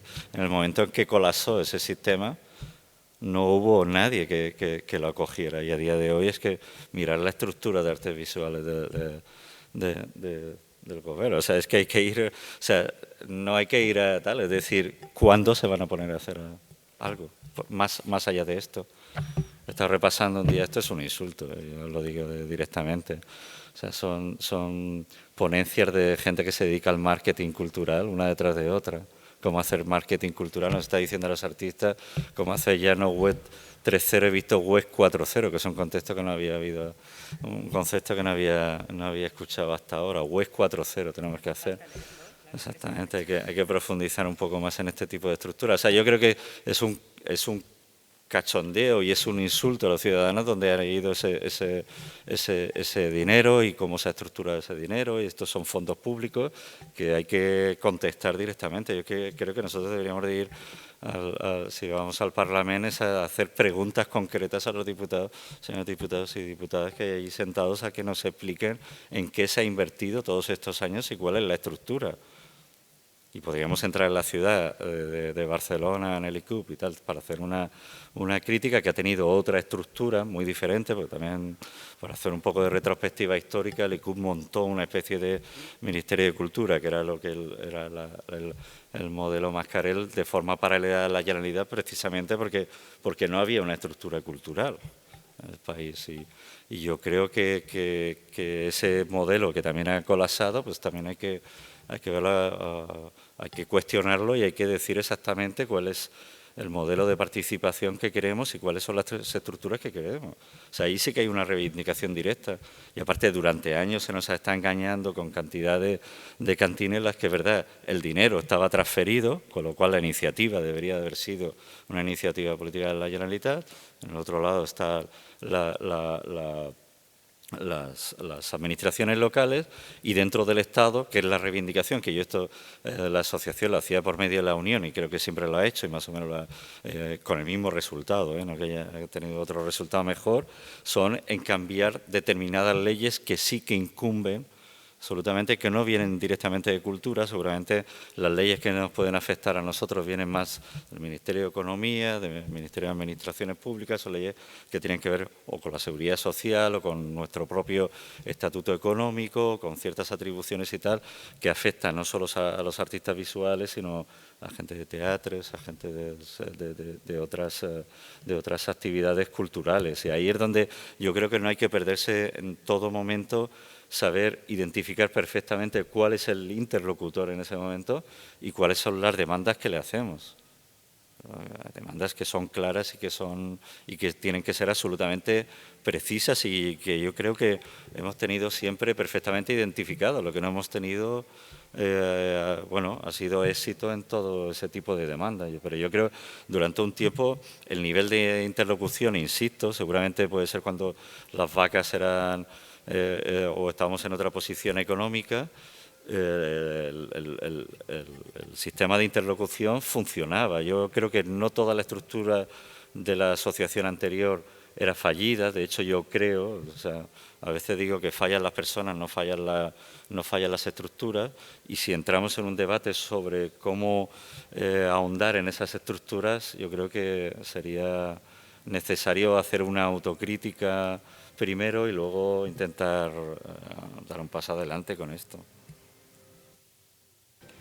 Jo anava a afegir només que, potser a nivell més micro, jo tinc la sensació molts cops, tot i que jo no he format part d'aquesta comissió que havia de lidiar més amb aquesta part més política i d'anar a totes aquestes maleïdes taules de treball, i jo no hauria pogut fer ni de conya, perquè a mi això em posa molt nerviosa, aquesta sensació que et fan perdre el temps perquè després no acaba de quallar res. Jo crec que ens hauríem de plantar molt més, és a dir, està bé participar d'aquestes coses quan valen la pena, quan ja intuïm que no valen la pena, crec que a vegades pequem de bona fe de pensar, bueno, va, a veure si surt alguna cosa, a veure si aquest cop sí, a veure si aquest cop funciona. Jo crec que hauríem de ser més selectius, anar a les que creiem que val la pena, a les que no, dir claríssimament perquè no hi anem, i una mica també el que deia l'Anna, potser la foto que convé més, si total sabem que allò no funciona, és el poder dir la PAC allà no hi era. I no hi era no perquè no tinguéssim temps, sinó perquè no hi hem volgut ser. I en tot cas, a més, generar nosaltres, també em dóna la sensació com que anem sempre més a remolc, anem anant a les propostes que ens venen com des de les institucions públiques, però que no tenim temps de generar nosaltres els espais d'interlocució que diem no, ara som nosaltres que volem parlar amb vosaltres perquè tenim això que és molt important i que ho hem de discutir i veniu a casa nostra perquè ho hem de parlar. És una mica diferent, que té a veure amb això, amb tenir molt clar quines són les demandes, simplificar i anar potser una mica més al gra. No sé si funcionaria, però bueno, no sé, és com no... És que a més és constant, no? I a tots els nivells tenim molta tendència a fer taules de treball i a fer, no? A discutir. Potser a vegades em dóna la sensació que ja sense administració pública, nosaltres mateixos com a associació, com si ens acabés de fer por acabar de tancar les coses, acabar de quallar-les, no? I fer-les. I n'estem parlant-ho massa. Mira, ara que dius això em ve molt bé perquè no sé si ara d'aquest comentari podríeu identificar un d'aquests objectius o punts a tindre assolibles i a curt termini. I faríem una ronda ràpida i després obriríem a preguntes. O la penseu, obrim preguntes, sí? Eso es la demanda de toda la vida. Es que estamos en las ruinas del colapso del sistema cultural de la Generalitat. Cambia el sistema cultural o el regidor de cultura del ayuntamiento de un partido a otro, pero no sabemos cuáles son los programas. O sea, ¿cómo vamos a evaluar una gestión o ni siquiera entender si pasa de un sitio a otro? O sea, no sabemos por qué se elige un equipo de cultura u otro, de un partido u otro, me da exactamente igual, si no sabemos exactamente a qué políticas culturales nos vamos a tener. O sea, ¿cuál es el proyecto ahora mismo de las políticas culturales aquí en Barcelona? ¿Cuál es el proyecto de la Generalitat? ¿Cuál es el proyecto del Gobierno de España para...? No existe, es que no hay en ningún sitio. Pero, insisto, preguntémosles a los partidos, a los círculos de cultura, como se llame exactamente, cuáles son los programas que llevan o qué capítulos nos han dedicado, el que nos ha dedicado un capítulo, una línea, un título, un subtítulo, algo en alguno de los programas, porque la mayoría de ellos no los llevan. Hay partidos que llevan 2 años en la administración del Estado y ahora que hubo los encuentros estos que organizó, por cierto, el Ministerio de Educación y Ciencia, pero que fueron bastante transversales por lo que vi ahí en Matadero, y diputados que se acercaron a decir, es que estamos sorprendidos, aquí hay gente que sabe un montón y tal, debería ir de venir al Congreso de los Diputados a hacer sesiones de cultura. Digo, lleváis 2 años sentados ahí, 2 años. ¿Cómo se puede entender un sistema político donde hay gente legislando que no sabe exactamente qué es lo que está legislando? Y esto volvemos otra vez, o sea, nosotros tenemos seguramente un problema de entender cómo organizarnos democráticamente en esta especie de colectivo gremial a nivel de micropolítica, pero es que tenemos una estructura política, pero bueno, hay que jugar con las herramientas que hay, con las que hay. Entonces, yo creo que las demandas, hay que insistir y ser muy claro en esas demandas. Y yo creo que lo primero es pedir unas políticas culturales claras, no un tebeo como esto que diga no sé cuánto, sino decir, queremos saber negro sobre blanco qué es lo que proponéis para que nosotros podamos juzgar y podamos fiscalizar de alguna forma, no nosotros como colectivo, solamente los artistas, sino el resto de colectivos del entramado social, que se pueda fiscalizar exactamente y que se pueda generar una política cultural de alguna vez en la vida en este país. Es que hemos estado hablando como esto, es como un mito que se va repitiendo. Nadie cumple los planes de cultura, los planes estratégicos consensuados, que, como digo, no ha habido casi nunca. O sea, los consejeros llegan a las consellerías, los ministros llegan a sus ministerios y no hay un plan a seguir. Te tienes que inventar de nuevo. Pero, de alguna manera, este problema, como ya sabemos, viene porque el Consell de las Arts no tiene ningún sentido. Es decir, si dejamos que este Consejo siga existiendo sin tener una, ¿cómo se dice?, una resolución ejecutiva y que realmente lo que pasa por el Consell de las Arts tenga un sentido, pero para eso se creó, para que no fuera la política que fuera cambiando, ¿no?, las oportunidades que tenemos y que queremos generar, ¿no? Eso me parece que es... Yo creo que lo que apuntas es perfectamente lógico. Es que una de las formas, antes que estábamos hablando de cómo financiar, por si no queremos entender todavía que estamos en el tema de que recibimos subvenciones y tal, lo más lógico sería que los informes que contuvieran esto estuvieran hechos por los colectivos que deberían de tener una influencia en cómo esto. O sobre todo son informes que esto ya sepa, o sea, yo creo que sí que tiene una función. Aquí de todas estas cosas vive un montón de gente alrededor, ¿qué quieres que te diga?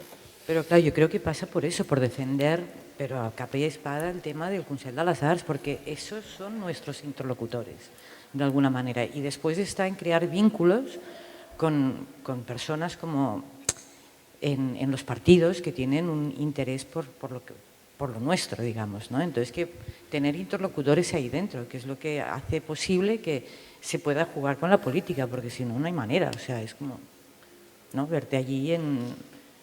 Pero vamos, básicamente yo diría que hay un desprecio que ya se hizo muy patente desde el principio por el Consell de les Arts y que o que lo eliminen o que empiecen de nuevo, pero és fundamental. No sé si a la taula volíeu afegir alguna cosa més i si no... Sí, en quant a això, accions concretes, no? Jo, sempre estic amb el mateix tema, per això no anava ni a dir, però crec que ara m'he encès jo sola pensant-hi. El tema, un altre cop, de les bones pràctiques, el tracte professional, és que no m'agrada ni dir bones pràctiques, perquè serien pràctiques normals, sobretot des de les institucions públiques. És a dir, que institucions com el MACBA, que hauria de ser el nostre espai de capçalera, en els que hauríem d'estar protegits i impulsats, se'ns trepitgi com se'ns trepitja, i no de tots els departaments, hi ha departaments de MACBA que treballen fantàsticament, cosa que em sembla estranya, que hi hagi aquest desnivell, però que les exposicions col·lectives del MACBA, per exemple, els artistes no cobrin i que es proposi automàticament que no es cobri i es facin contractes totalment abusius, em sembla d'una violència simbòlica, més enllà del problema que això ens suposa a nivell laboral. Però és d'una violència que és que em sembla ofensiu. I és una cosa que crec que això ens hauríem de plantar d'una manera radical. Una cosa és que després del dia a dia, treballant amb diversa gent, anem lluitant tots pels nostres drets i anem fent pedagogia, però és que en casos així és com anar-te a un metge i que t'injecti un virus en lloc de curar-te, no? És molt garrafal, és que et maltracta la teva pròpia família. No es el MACBA, es un ejemplo. Y eso es una pérdida evidente, porque precisamente en Barcelona, que fue uno de los primeros sitios donde se firmó el Código de Buenas Prácticas, fue uno de los primeros, de las primeras administraciones que empezó a cumplirla. La cumplía la virreina, la cumplía tal, no sé cuánto. Cuando llega la crisis, esto colapsa. Y seguramente ahí en parte nosotros estamos colapsando también, como colapsa parte del tramado institucional de todo, y sobre todo los más frágiles, evidentemente, son los primeros que colapsan, y ahí no tuvimos músculo para defenderlo. Pero es uno de los primeros sitios donde colapsa y hay una cantidad de instituciones, y eso no se debería de permitir. O sea, yo creo que hay 4 o 5 puntos que son fundamentales. Eso es volver otra vez a exigirle, es que no es un tema de tal, es a exigirle que todas las instituciones que cobran o que de alguna forma reciben fondos públicos, en las que están patronos, lo que depende del ayuntamiento, en este caso el MACBA, que depende en gran medida del ayuntamiento, que no se puedan hacer actividades y demás. Si no se puede programar, hay que cambiar el modelo. Es que hay parte de todo el modelo, que esto no pasa aquí, pasa en todo el Estado y pasa en parte de Europa seguramente, que parte del entramado institucional invirtió en un momento y a la hora de desinvertir tenemos menos actividades públicas, tenemos el mismo nivel de inversión, pero no se crea patrimonio, no se compran colecciones, no se sigue patrimonializando, no se crea producciones nuevas y sobre todo no se paga, que eso es lo básico, o sea, eso es lo básico del nivel de participación, porque tú tienes... Sí, si la Neus i l'Anna volien apuntar aquest petit objectiu i ara passem a les preguntes. Bueno, petit, jo diria que és molt gran i ambiciós, no? Però bàsicament el que hem estat dient, que és que hi hagi una participació real del sector en les polítiques públiques, no? I que es passi de l'escenificació, que es fa molt bé, a la pràctica. I nosaltres com a sector també posicionar-nos en aquest sentit i exigir que superin aquests canvis i que si estem aquí assessorant amb taules i prenent part de projectes que es duguin a terme.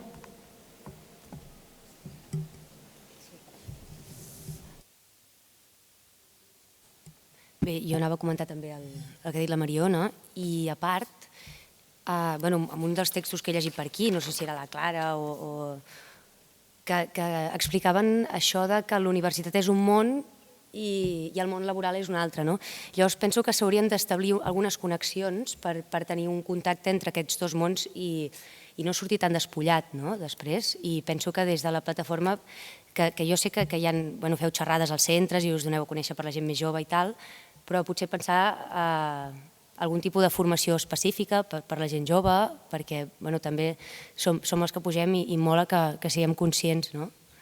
I ja està. Gràcies. La Nora volia fer una pregunta. Hola, sí. No, volia fer un apunt, bueno, 2 o 3 apunts, és que han sortit moltes coses. I per una banda, m'agradaria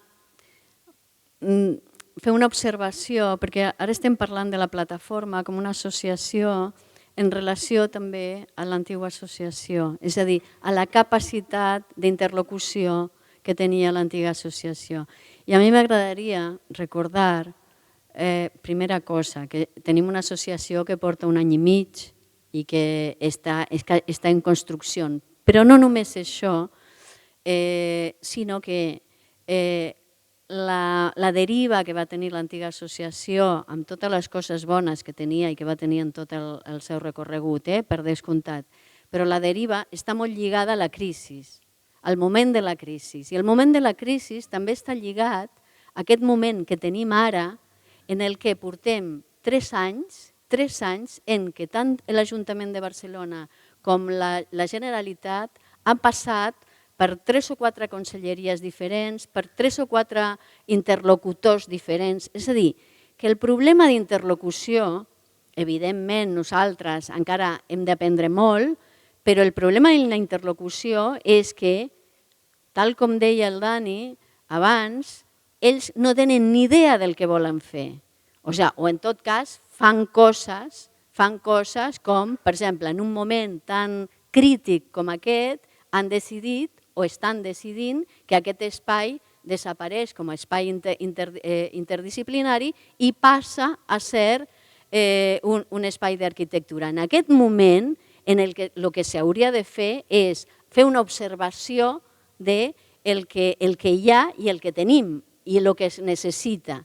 És un moment absolutament absurd. És a dir, per una banda, no hi ha projecte polític en relació a cultura i per altra es van fer coses amb els diners que hi ha, perquè són pocs, és un 0,7, és poc, però si s'utilitza malament és pitjor encara.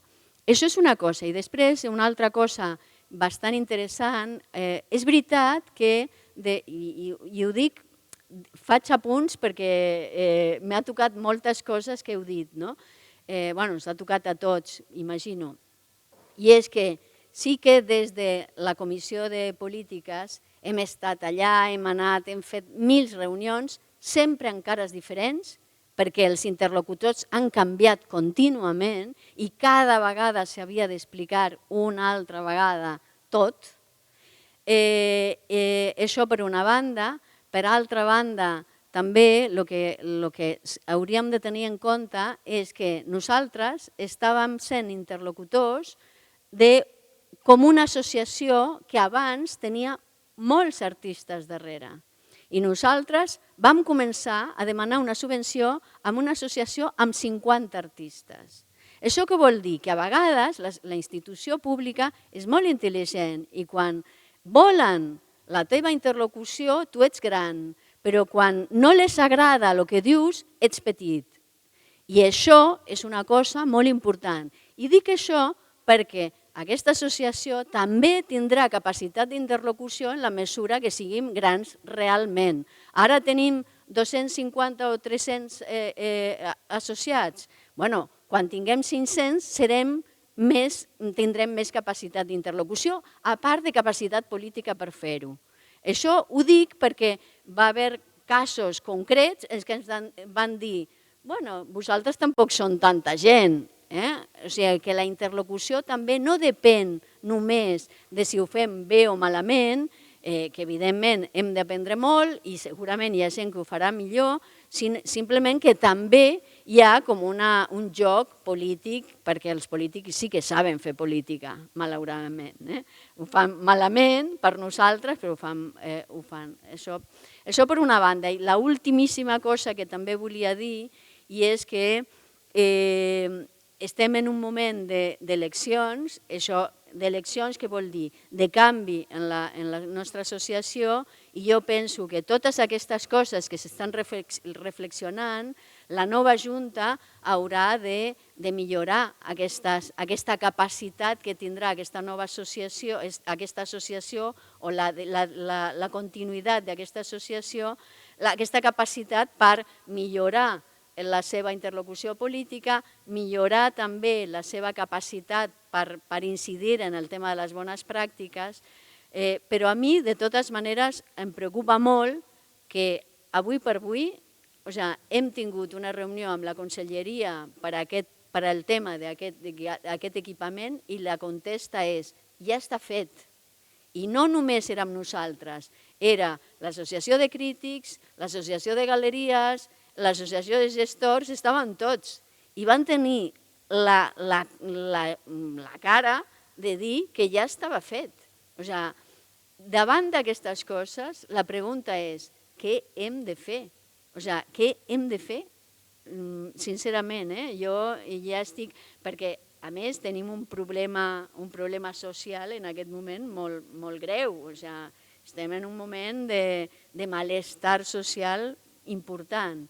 Davant d'aquest malestar, què fem? Hem de sortir al carrer, som quatre gatos, o no, o què? Què hem de fer? Això és la meva pregunta a la taula. Perdó, hi ha un tema que no hem tocat, que és el de la comunicació, els mitjans, no? Sí.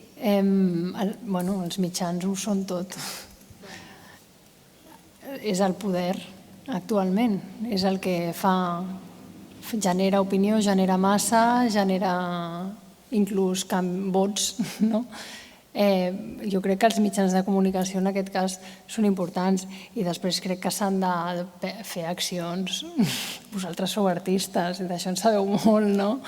Vull dir, no sé, ocupem a Santa Mònica i fem una acampada aquí dintre, no sé, però vull dir que crec que el tema de mitjans que no n'hem parlat és un tema important i crec que el tema de no avorrir-nos amb debats i passar a accions més entretingudes i publicitàries potser podria funcionar també per operar aquests canvis.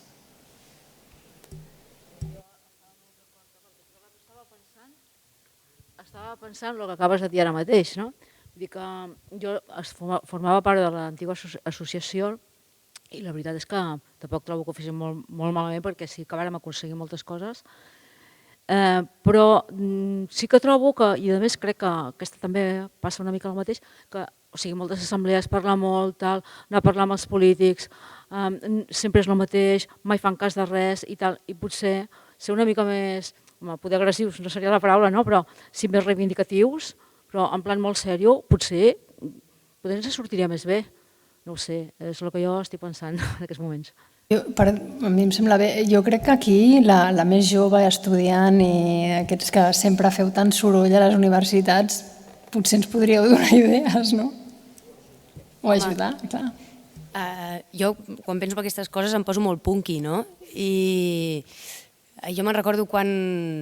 Per una cosa d'un pla urbanístic ens volien treure una part de l'escola on estudiava abans, a l'Escola Llotja, i ens hem organitzat tots els estudiants i vam ocupar l'escola, no? I bé, jo penso que s'hauria de fer una acció, no potser aquesta, però similar a aquesta, no? Que sigués alguna cosa més visible i més físic, no tant de parlar o d'escriure o de manifestar, no? I llavors, a veure, sí que podria proposar alguna cosa, ara no ho sé, m'ho he de pensar una mica, però sí.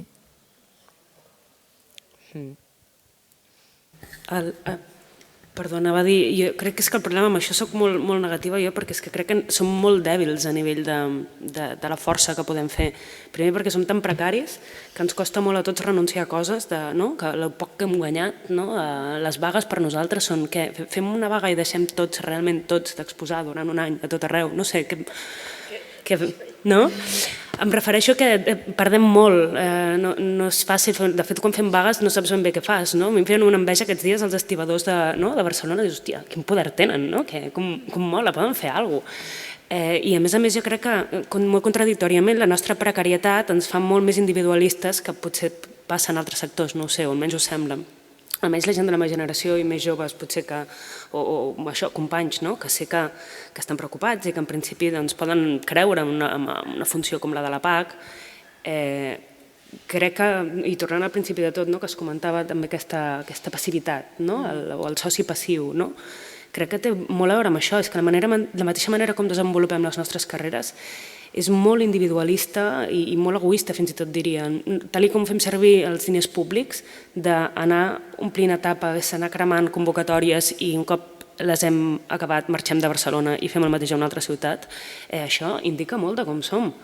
I per tant costa molt mobilitzar a persones així, i m'incloc, per poder fer coses, perquè veiem el sector i els diners públics fins i tot com algo molt utilitari de cara a la nostra carrera, encara que no sigui així a nivell teòric, però a la pràctica molts cops ens comportem així. Llavors em costa imaginar accions amb un mínim de poder que puguem arribar a fer. Jo soc estic molt negativa amb aquests temes, però és que ho veig així i veig els meus propis companys quan aconsegueixen fer alguna cosa junts, és en petits col·lectius, amb coses amb molt d'amor també, amb aquesta cosa molt del contacte humà, i jo m'associo amb els 4 que sé que m'entenc perquè potser així sí que puc fer alguna cosa encara que sigui petitó. En aquests casos sí que he vist com més motivació d'això, però quan anem a lo més macro, a intentar portar per tot el sector, veig que això es desmunta, no? No sé.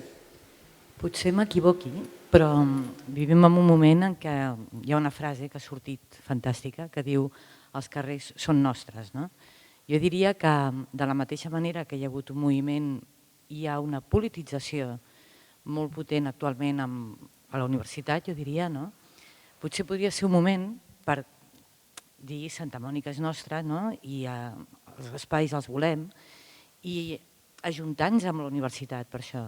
Sí, jo crec que no solament amb les associacions i els agents que tenim favorables, que veig que no ens serveixen, però en canvi la mobilització que hi ha hagut actualment en els últims temps de la universitat ha sigut molt potent i per què no crear com unes sinergies i una vinculació real no solament amb Belles Arts, sinó amb les escoles d'art, de disseny, d'investigació, d'història de l'art, n'hi ha diversos departaments que estarien interessats i per què no aprofitar això, responent a la problemàtica concreta que tenim aquí ara, que si es treuen això ja, vull dir, pleguem i adiós, vull dir, marxem tots, no sé, ens anem a, on tu dius, al Prat.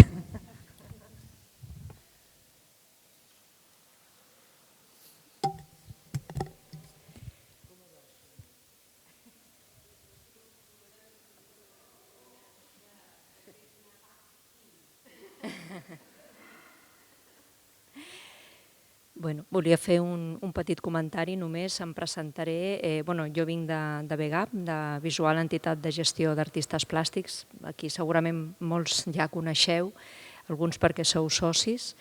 Volia fer referència, no és una pregunta, sinó un breu comentari respecte a coses que s'han comentat a la taula. La Mariona comentava abans sobre el desgast que de vegades suposa o el sobreesforç, negociar, parlar amb uns, parlar amb altres per aconseguir fites.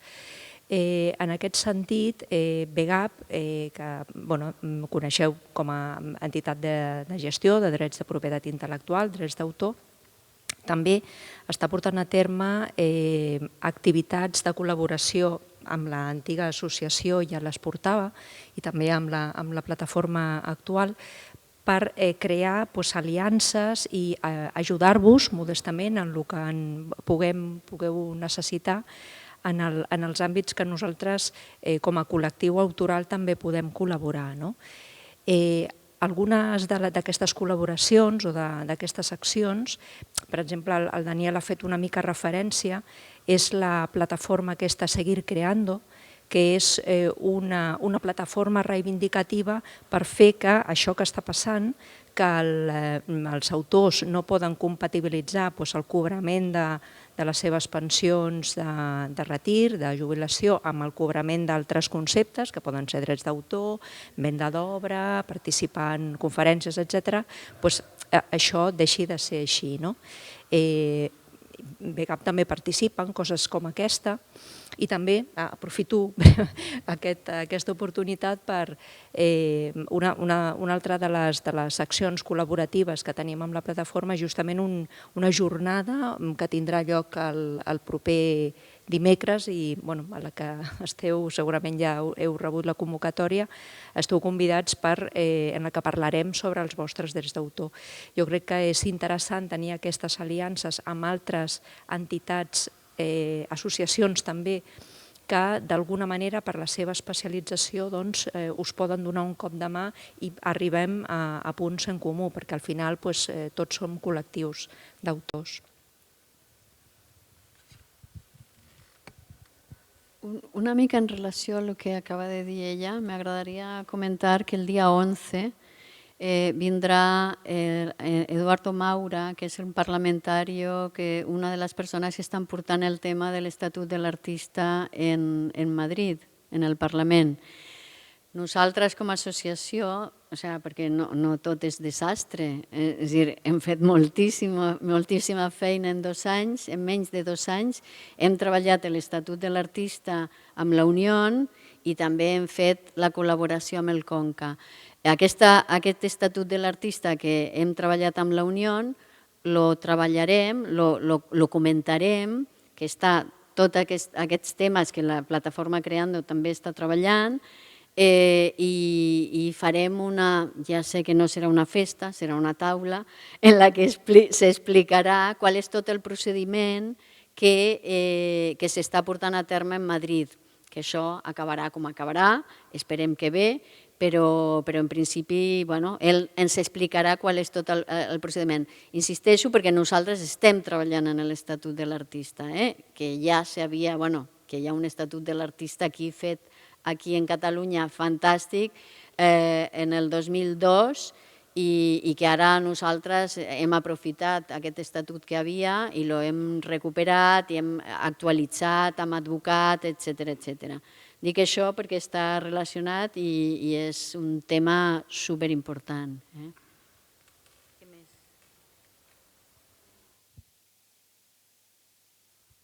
Bé, per alguna al·lusió que s'ha esmentat aquí, tant a la taula com... Jo sí que us convido, si no posar una paella inclús, a reivindicar aquest centre que ja l'any vinent farà 30 anys amb els seus its i uts, però que és un centre que ha donat moltes oportunitats a molta gent i a moltes generacions i s'ha produït obra, s'ha fet acció territorial, entre altres moltes coses. S'han allotjat molts de projectes que potser no hi ha altre lloc en aquests moments a la ciutat de Barcelona que pugui allotjar o que se puguin ni proposar. I penso a vegades que també els mateixos artistes i com a PAC teniu molt més poder del que creieu que teniu. Jo crec que sou molt més potents del que realment us creieu i encara que siguin a vegades 50 o 250, 250 ben organitzats i amb una campanya de publicitat, de mitjans de comunicació i xarxes, vos asseguro que podeu fer una por tremenda a qualsevol polític. O sigui que també us animaria a ser tal vegada més arriscats en aquest sentit, ser més radicals amb això i emprar tot tipus de difusió i parlar amb periodistes, parlar amb l'oposició també, quan un està governant sempre altres partits que estan a l'oposició, parlar en aquest moment també d'eleccions amb els partits polítics que en aquest moment estan fent i necessiten idees per si quan estiguin també al poder doncs, poder implementar o que agafin un compromís amb vosaltres com a col·lectiu representatiu d'un sector important, vibrant.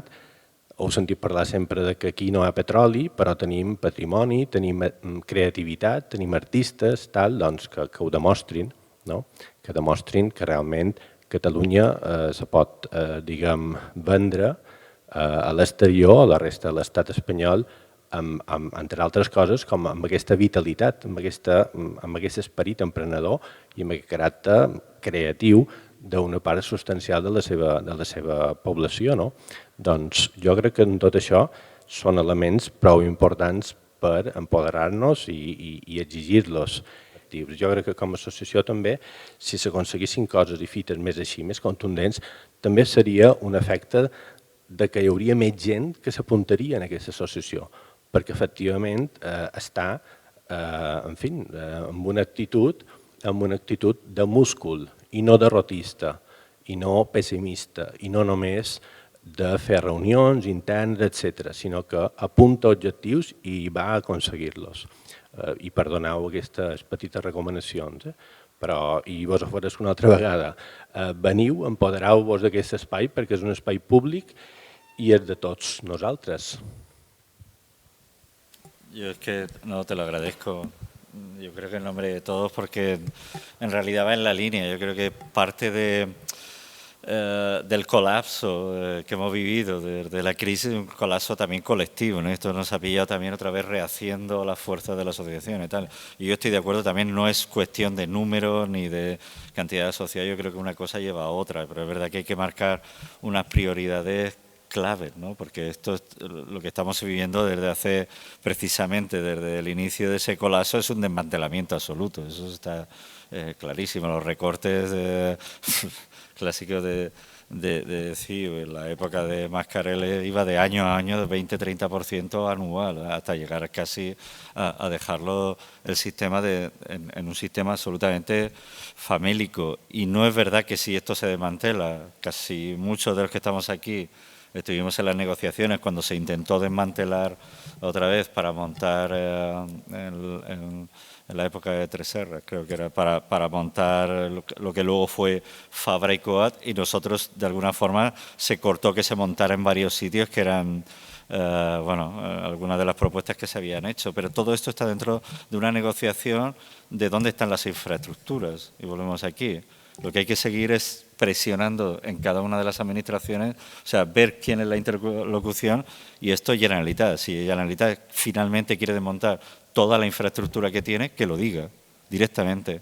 No creemos que las artes visuales es algo reaccionario tal, o no estamos interesados, que lo diga directamente, que lo diga la prensa y que lo explique políticamente. Si el ayuntamiento quiere asumir, como asumió Fabra y Coas, el desmantelamiento de este equipamiento y cree que hay una pérdida para la ciudad y lo quiere asumir en otro sitio, que lo vuelva a asumir y que lo vuelva a montar en otro sitio, o que asuma el centro con el presupuesto que tenía antes de los recortes y tal. Yo creo que esas reivindicaciones hay que hacerlas en su momento, y yo estoy de acuerdo contigo. Yo tengo una experiencia, sabéis, cuando estaba en Valencia, de un equipo muy pequeño, los que montábamos Examix, muy poca gente, y es verdad que muchas de las batallas, o casi todas, se perdieron, pero quedaron ahí en la memoria.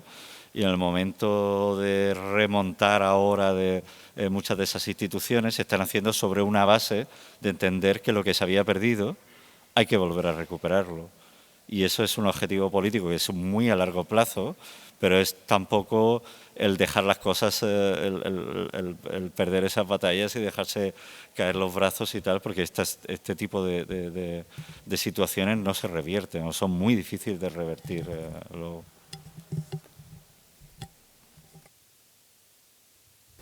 Bé, si no voleu afegir res més a la taula, ja quasi és hora. O alguna pregunta més? Tenim 10 minuts i si no, ho deixem aquí. Moltes gràcies per assistir, per les vostres aportacions, ha sigut molt interessant, i a partir d'aquí ja redactarem les conclusions i ho penjarem a la web a les terceres jornades de governança. Gràcies.